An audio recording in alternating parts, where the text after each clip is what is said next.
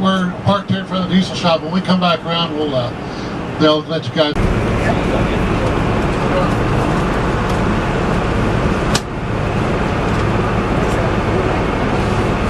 Okay, we're going to take off now. We do have a rabbit in front of us, and she's going to kind of guide us through here a little bit better and make sure trains are stopped so we can get by in a couple places.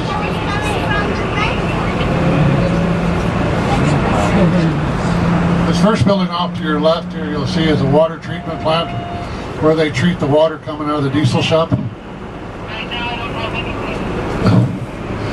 They treat the water coming out of the diesel shop. They say it's 99.9% pure once it gets out of that containment plant there. Now you see if you look off to your right, you'll see the west side of the diesel shop. This is where they service the locomotives. They'll bring them out here. This is the GM storage building where they store the traction motors and things like that, the warranty parts for some of the locomotives and things like that.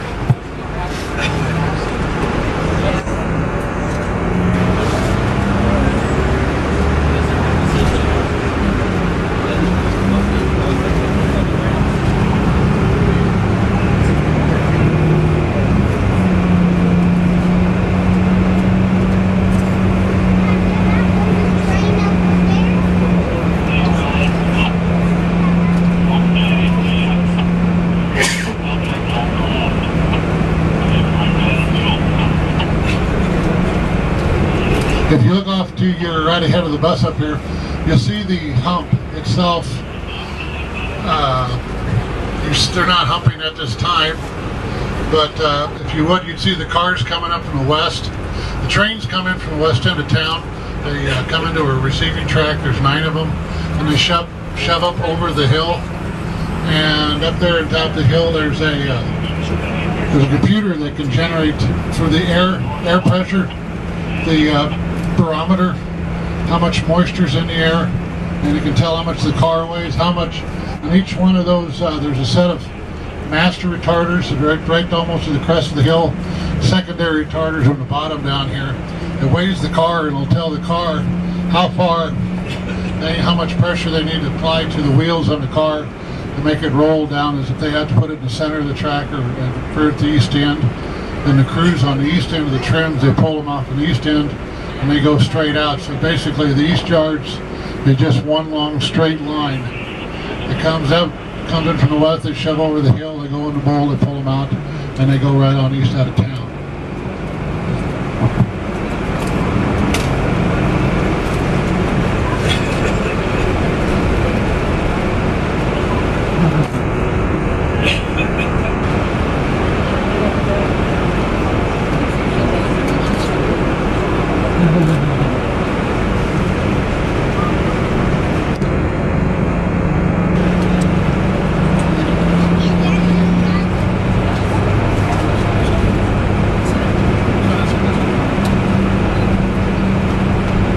Hello.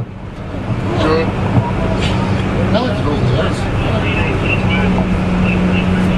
Right now we're going to take and go around. You'll be able to see the retarders. You'll see one retarder laying on the ground. These are all pneumatic. They all run off the air pressure. And when we come back around, you'll see the air compressor building that all the switches are all pneumatic. They all run off the air pressure. That's right here ahead of us. This is a retarder. This would be one of the secondary retarders. These are the secondary retarders you're looking at right here. They're in a track where that auto rack car is. Them are the secondary retarders. The masters are up on top of the hill up there. There's a scale up on the hill up there that they can weighs the car, and the switch list will take them to say how far they have to push that car or get that car to roll down the center of the track. It has to go towards the center of the end. And the computer figures the wind speed, the weight, the barometric pressure, how much moisture's in the air, if there's snow on the rails and all that. They'll all go into how much pressure they have to put on these retarders to get that car to stop rolling. Here in the yards we've got several names for our tracks. We got an engine spur, an Indian spur, as in Indian. We have 2 engine tracks. We got pull-up track, we got an Oscars track, we got high chaparral, We got one track that on our computer system we had the name they built, and a friend of mine was sitting in that night trying to figure out a name for it, and the kid said, well, I know, and that's the name it got called. So for the last 10 years we call it the I know track.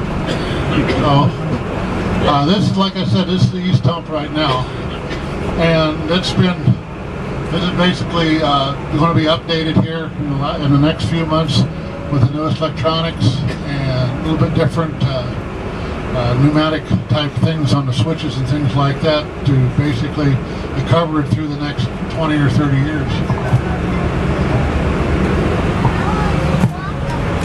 This over to your left over here is a Y, W-Y-E. Anyway, this is what they use when you want to turn a locomotive or a car or a piece of machinery around. You come up the west leg, go the north leg, and come back east, and you'll be turned around. And a lot of times you'll see those like on branch lines and things like that. But the nearest Y that there is Lexington. There's usually, I think there's one up around Sydney and one up in South Moore.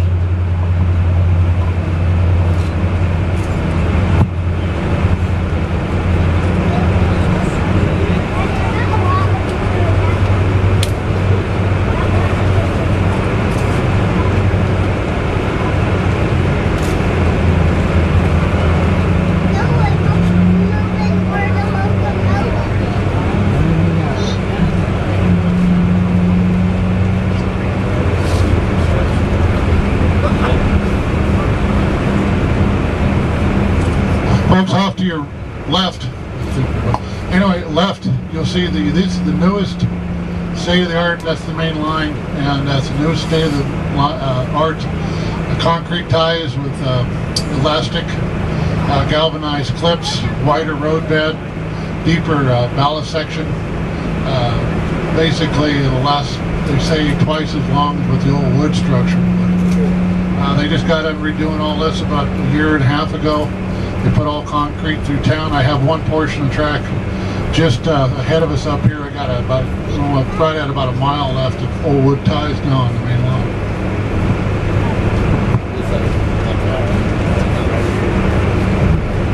The question was, they said they tried concrete, didn't work. They're different kind of concrete ties and different processes. When these concrete ties are made, they got them in a vat. They got rods, and they tension these rods to like 300 or 400 pounds on each end, and they let this stuff cure. And the more it cures, the harder the concrete is. But through the years, they've been using concrete ties for about 20 years. They had one concrete tie that looked like a dumbbell that had a bar between there, and they didn't last very long because it sheared off the shoulders. If you look off to the left there, you'll see the west hump. And you'll see them guys up there shoving to the hill with the trim of cars.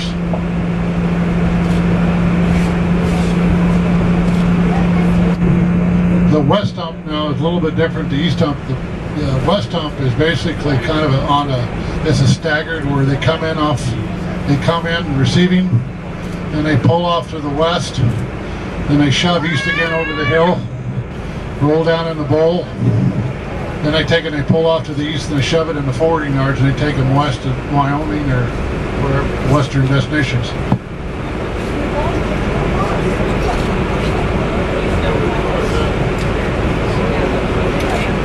The west hump was built, they started on in 78 and it was finished the latter part of 80. It was completely done. This off to the left of you guys, this is what I told you, we had an engine spur, and this track here is the track that in 1947, the Union Pacific had a treaty with the Navajo Nation where they would hire the Navajos to work on the big gangs and things, and this is where they stored them. That's where their outfits accommodations, they call this the Indian Spur. This over here, all this material stack, they call that rabbit spur because a few years ago we used to have rabbits there. They'd be in droves of like 100 of them. You could hear actually sound like buffalo. We have three main lines here in the yards. This one here, this is 3, 2, and 1. And you'll see the concrete ties, and these are the wood ties. It's about the only stretch of wood ties we have left on the main line here in town.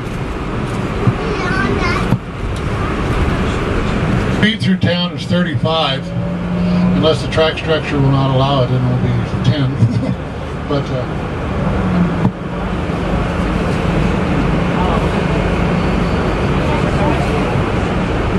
yeah, this is a terminal. I guess I should say the North Platte Yards is the largest classification yards in the world.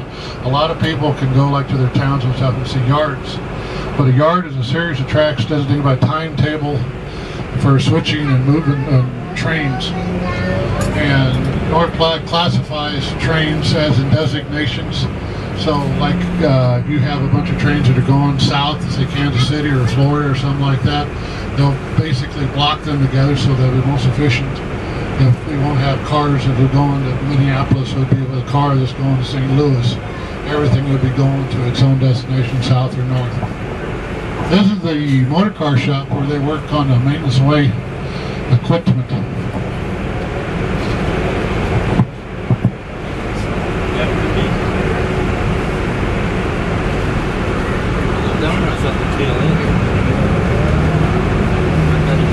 That's a road grader.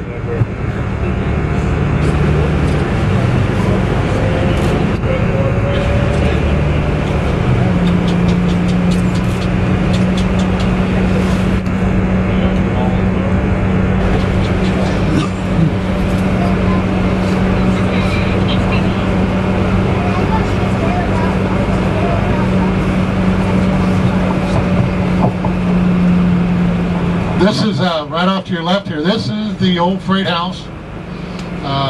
This is the old freight house years ago when freight would come in by common carrier and stuff like that. They had a building here when we was building the yards in '78, and they would they would unload freight and things like that, and they would store it in the building here. Off to your right is the site where it used to be the old bowl in the west hump. The west hump was tore out basically when they got done with the new west hump, and they started tearing it out in 1980.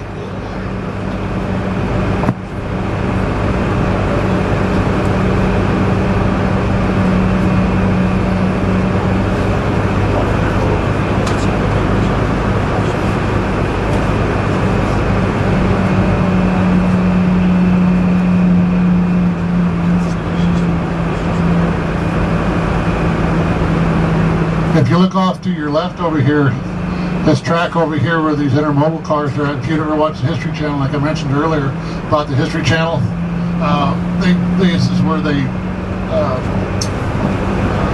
shot that presentation about them changing the wheels on that car. They could change a wheel under a car what used to take 2-3 hours. They could do it like in 6 minutes now.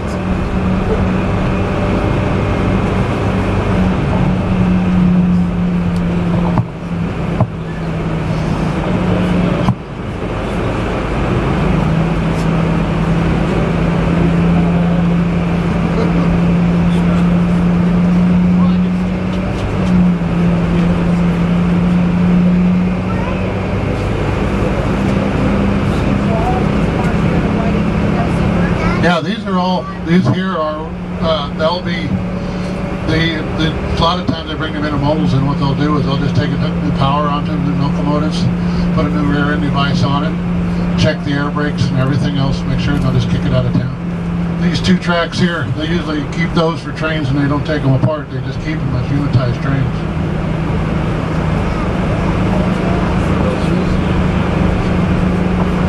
Kansas. The question was where the other classification yards are. There's one in Kansas City, Missouri. There's one in Livonia. They got one in Chicago. They got one in Normal, California. And I think they're building another one in New Mexico. I think I totally got like 6 to 8 of them. But this here is the biggest one. I think they only have the one. I've seen the hump in Kansas City, but it's only like 10 feet high. I saw the one in San Antonio, Texas. It's not a hump at all. All it is they basically pull the train back. They got a guy with like an ATM machine. He pushes the car numbers in, and they just kick cars at it. And the cars just roll in there, and they back up, and they just keep doing it. You know what I mean?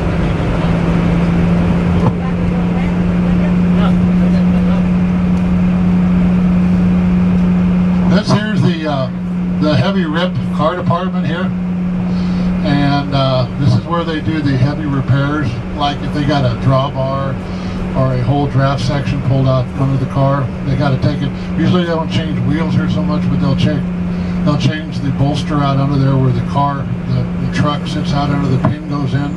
They'll put hand grabs on and stuff like that if ladders are tore off or things are really bent up. And the cars over there are waiting to get in there to take and get serviced.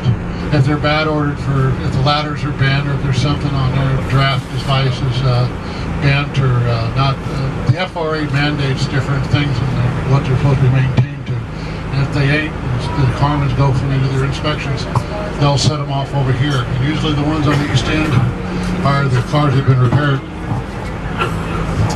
Now this ahead of you here is the crack wheel detector building. It, like I said, it checks the wheels on the car at 5 mph, and then they pull it down on this 9 track here right beside us, and then they check, then they change the wheels out.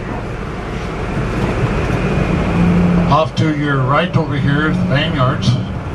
That's where they build the intermodal trains, the trains that they basically, if they got like trains that go into Portland or LA or San Francisco, they try to block them as close as they can to where they got to go. And this is where they do it at here. Those flashing lights on them locomotives indicate that they're remote control locomotives. There's no engineer in the cab. You'll see a person up there, but he's not running the locomotive, he's just sitting up there.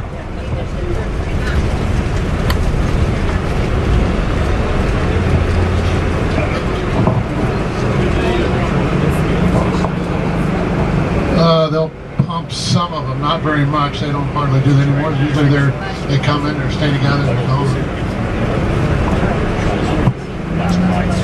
This crack wheel house here, this crack wheel detector here, it's like all the rainwater. It collects its own rainwater. It collects it's ultrasonic. It uses water to take and test the wheels. It sprays water on there, then it ultrasonically tests the wheel. It recatches all the water. When they built this here, there's 25 feet of solid concrete below that thing, the foundations. Then they took it, and when they got done building, they built that footing, and then they started building foundation, going up, building steel. So there's probably about 30, 35 feet of concrete below this thing. And this is kind of weird because when you come in like a regular railroad, the tread of the wheel is sitting on the ball of the rail. And when you go through here, instead of sitting on the tread or the tire or the wheel, the car itself is sitting on the flange. And pull the flange, the car goes through there on this flange.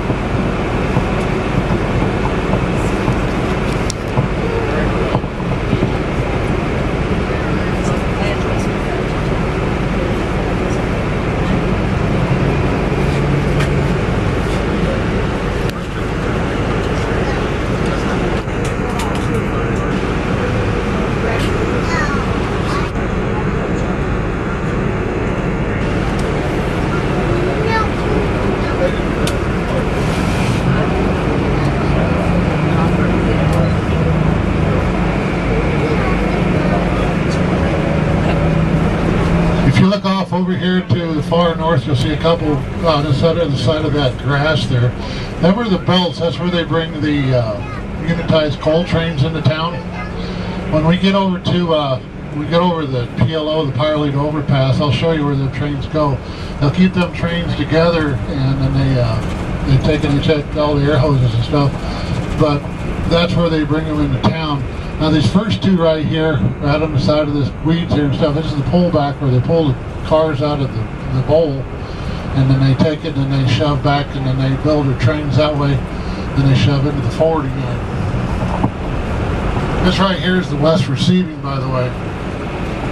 I didn't mention that, but this is west receiving, these tracks right here. A lot of these trains will go destined to go to the hump to get classified.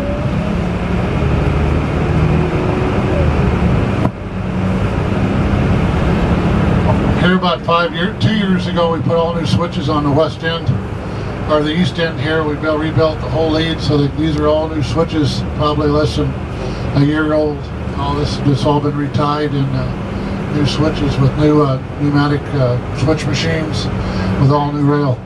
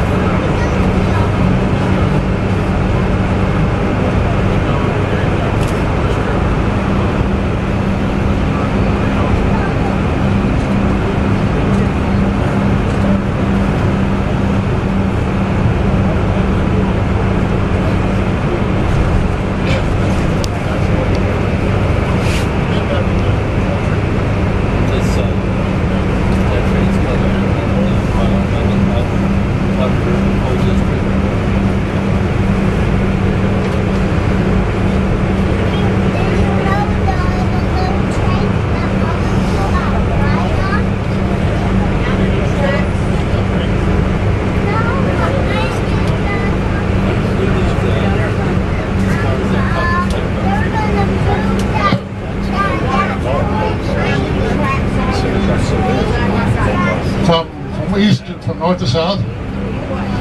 And the widest thing. So there's a mission on the rear. It's 2 inches across. This one on the rear. Yeah. About 250. Yeah, if you take and go from diesel shop all the way to the north side over there, about 250. So that's big.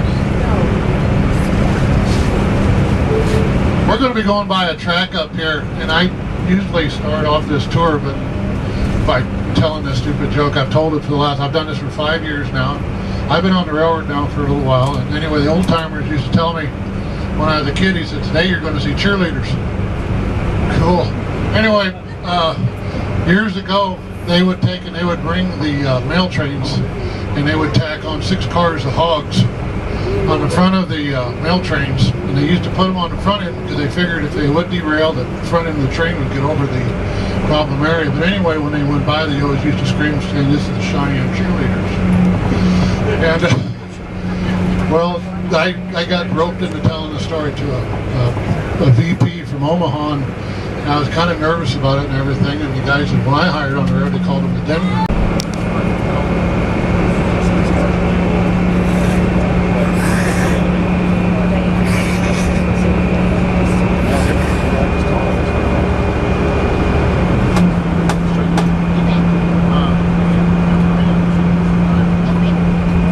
One person asked me about a year ago what was the neatest thing I ever saw as long as I've worked here in the yards.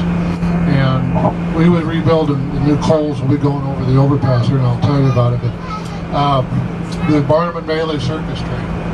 It was about 30 cars, and they had the clowns. They was in full uniform, and one of us asked them why they had their paint on and everything else, and he said, "Well, you've got your hard hats and glasses on, don't you?" And I said, "Yeah." He said, "You're in your uniform, I'm in mine, but I worship you." But they told me to go down, and one of the guys told me to go down to the middle of the train and go look at our kitties. We keep them back there. And there was 2 Bengal tigers back there, and they're probably as big as one of these. Their head was about as big as one of these windows on this bus. And it was quite an experience but that was as far as all get to go. That was one of the neatest things I ever saw. I've only saw it once since then, but there was nobody on it. It was an empty train.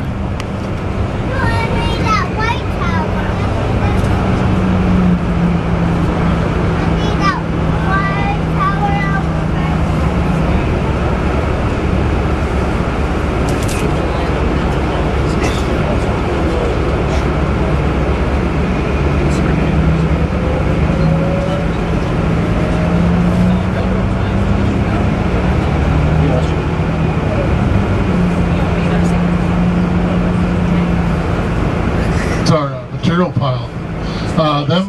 They basically, those ties there, the wood ties, they go in the switches like in the bowl tracks and yard tracks and things like that. Most all the switches up here now are all concrete or different composite ties.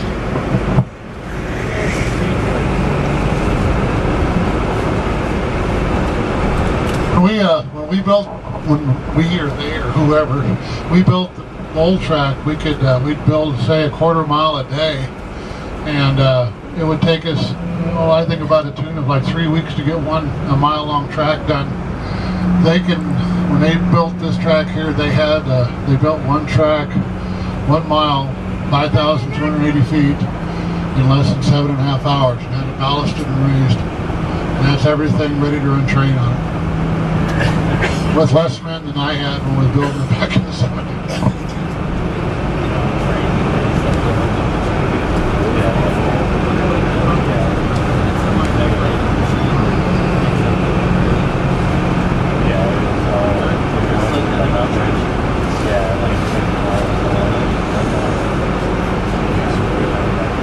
This here track here is what they used to use for the derrick.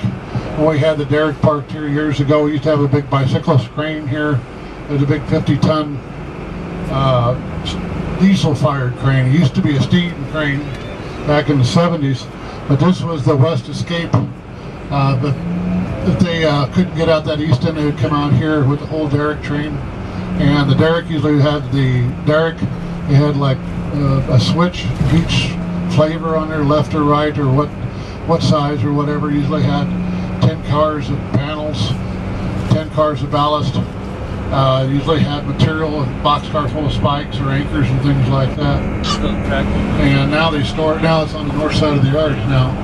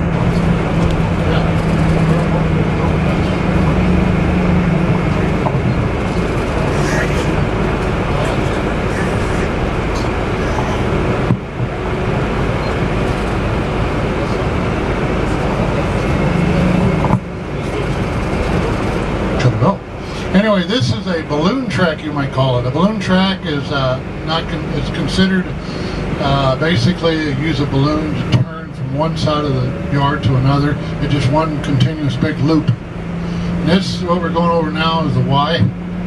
This is the north leg of the Y. And like I said before, we use it for turning machinery and locomotives and things like that. A lot of times you might see them even pull a short train around and turn it if they have to. This is the east run-throughs over here. This is where they take in a lot of the locomotives and things on the coal trains. They'll take and service them, make sure they're ready for these guys to sit in. Some of these guys got to sit in these trains for 15, 20 hours. So that way they make sure they got water and toiletries and things like that. This track here, where these fuel trucks are, this is what they call the high chaparral. And they used to use that to unload fuel. I have no idea how much inside of those things, the fuel tanks, and I don't even know if they use that anymore. I think they got a pipeline. But these guys here, I think they're that's ballast cars. They're going to probably this is probably for some. These are all electronic now. They used to be all manual. Now they got pneumatic. They got like a solar panel on there, and they got a battery so they could use the motor that they can open the car doors instead of brute force.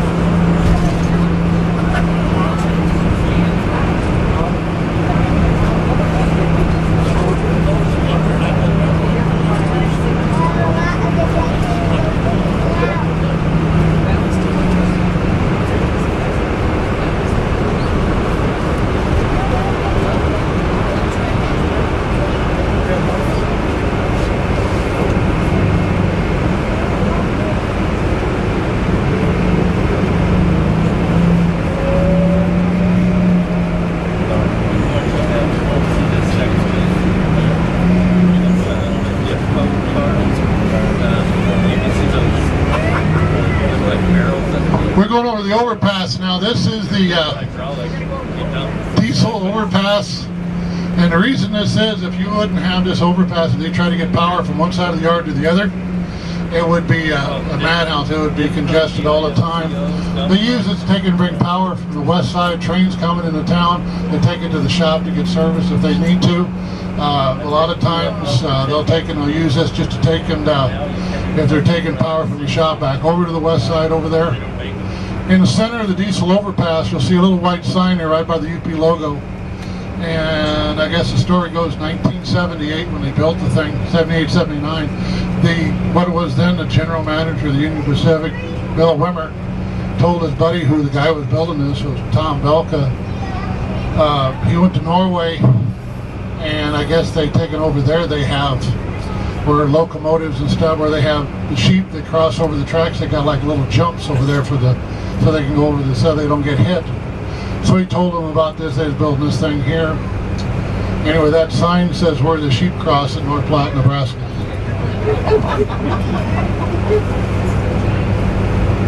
And that sign's been there, or one like it's been there since '78. That's the amazing part. Now here, if you look down, you'll see there's the 9. Here's the 8 new coal tracks. You'll see a lot of intermodals and things. These here, they'll stay together. Basically, they'll just take and make sure the brakes and wheels are all look good on it. Like I said, this is where I saw that Barnum and Bailey train. That was approximately 1990. This over here, this is the west side over here. This is, we're going to be going to what they call Area 51. This is not any relation to the Roswell deal. Anyway, and one magnificent part of that deal, they call it Area 51 because I guess they made a commitment that they were going to push 51 cars, or 51 trains through here in a 24-hour period. And the almost remarkable part about it, they brought 51 trains, serviced them, loaded them up, and there's only 2 ways out of here, the new way and the old way. And they got 51 trains out of here, and still got the train serviced and everything else and got them out of town. And a lot of the amazing part of it is once you get out of town, get west of town a mile, you got to deal with westbound mainline traffic. You'll be turning left right here. This over here now, this is the GM warranty station where they warranty the new locomotives that are just needing warranty.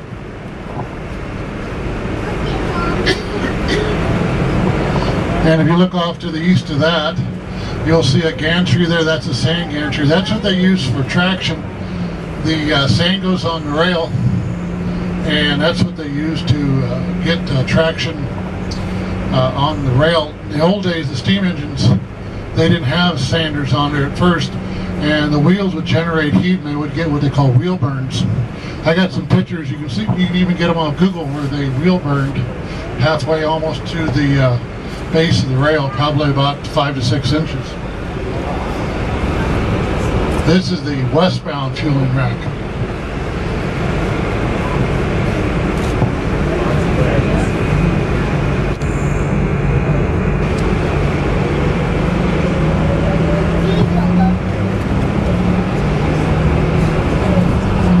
And if you look off to the right ahead of the bus up there, you'll see Area 51.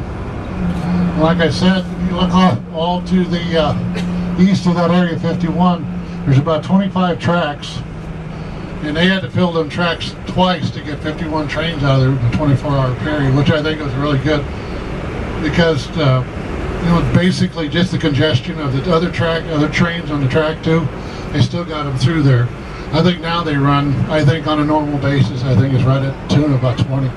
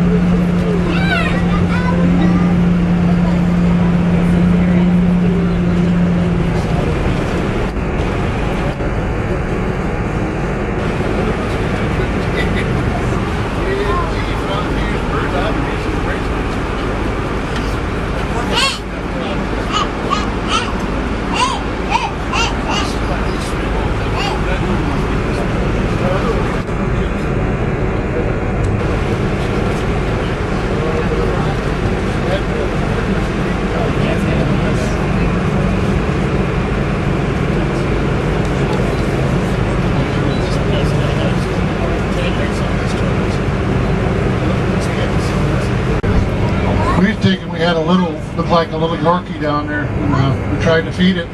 We feed it, he'd eat it, but we couldn't ever catch it.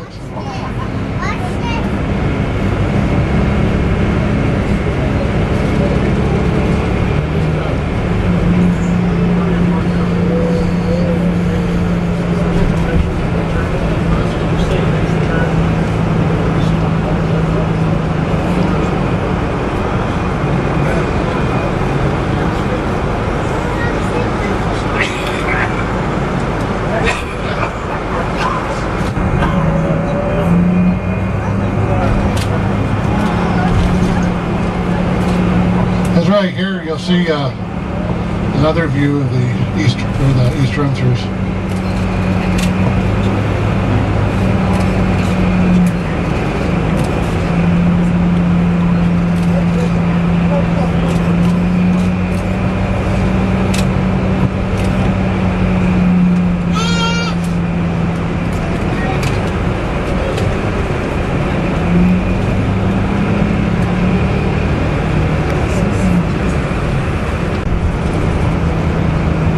This is where we're going to unload ballast, by the way, the high shaft here.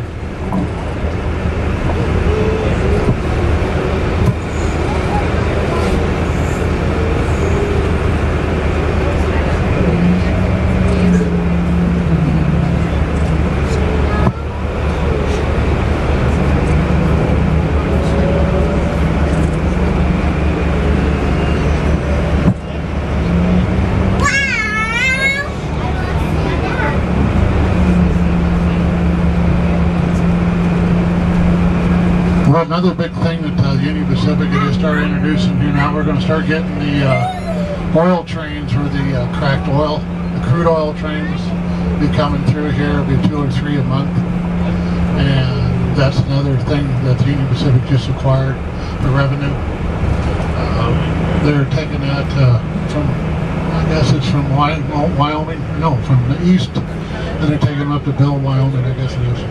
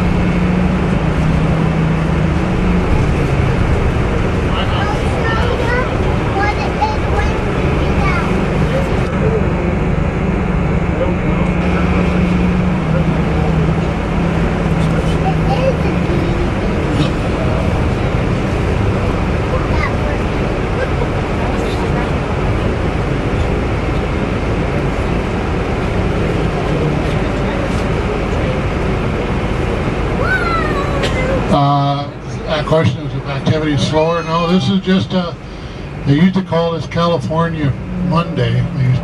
Thursdays and Fridays usually were California Mondays, but usually the real peak days around here are Wednesday and Thursdays. If you want to see congestion at its best, it's usually on a Wednesday afternoon.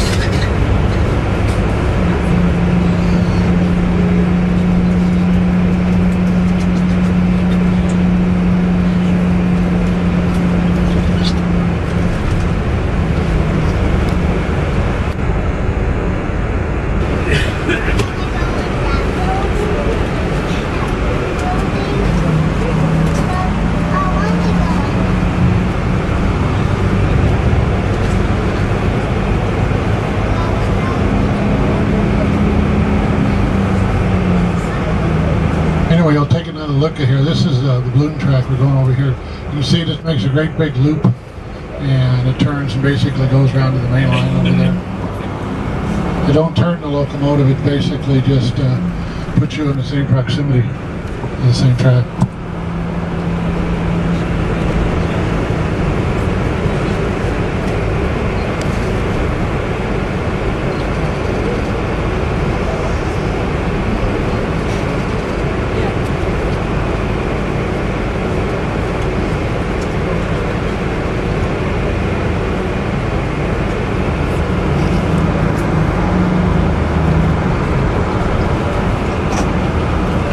We, years ago, they used to give hand signals to trainmen when they went by.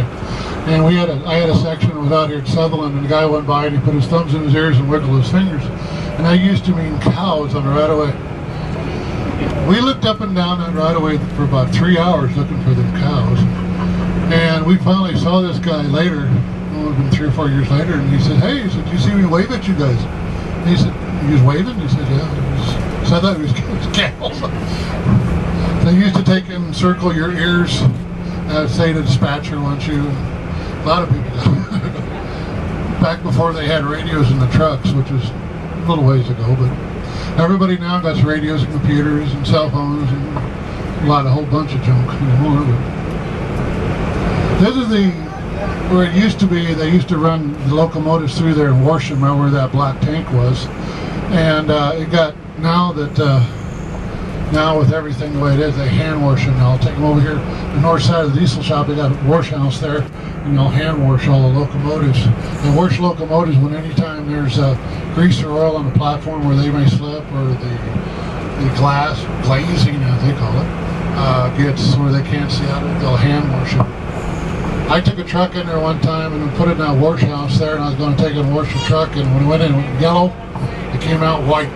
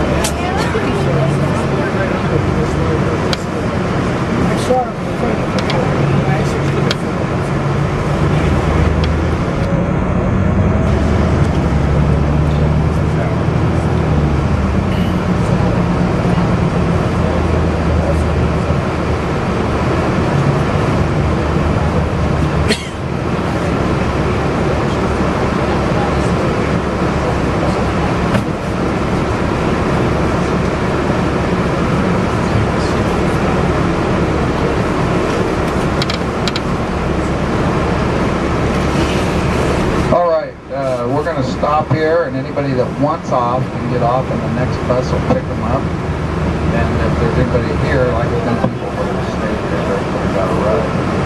But we're gonna just drop people off, and then we're gonna go on about the tour, or back to the park. We won't be staying here. We'll just drop off. But if you want to, you can also come here in your own car, and then that way you can come and go as you want. So if there's anybody who wants off right here and then take the next bus, that's fine.